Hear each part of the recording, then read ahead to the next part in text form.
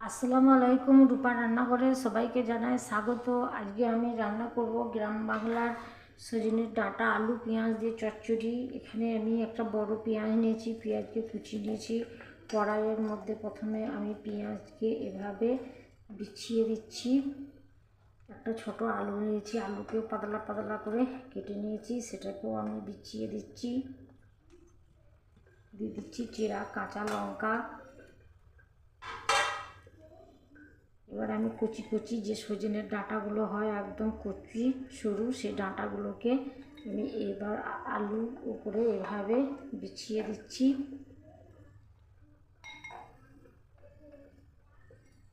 এইভাবে অবশ্যই একবার রান্না করবেন, মাছ মাংসকে হার মানিয়ে দেবে এভাবে যদি সজনের ডাঁটা আপনারা রান্না করে খান।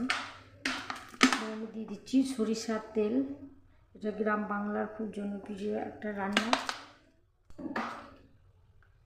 দিয়ে দিচ্ছি কাঁচা জিরে ধনের গুঁড়ো, দিয়ে দিচ্ছি স্বাদ মতো লবণ, দিয়ে দিচ্ছি হলুদ গুঁড়ো, দিয়ে দিচ্ছি আদা রসুন বাটা, আমি দিয়ে দিচ্ছি পরিমাণ মতো জল।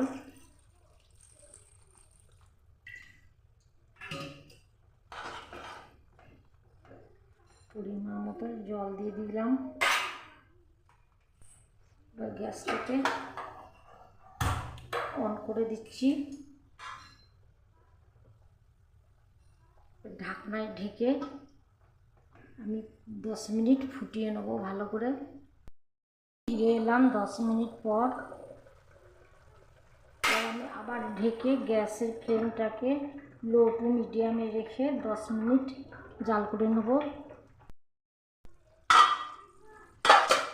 এবার চেক করে নিচ্ছি, দেখুন কত সুন্দর আলু পেঁয়াজ থেকে তেল ছেড়ে দিয়েছে। এবার আমি চেক করে নেব আলু সেদ্ধ হয়ে গেছে।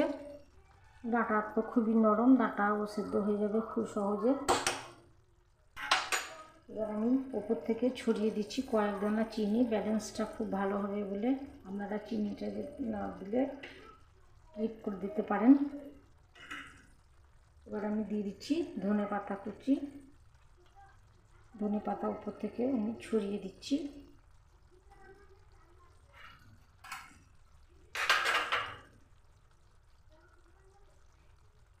এবার গ্যাস বন্ধ করে আমি 5 মিনিট রেখে দিচ্ছি।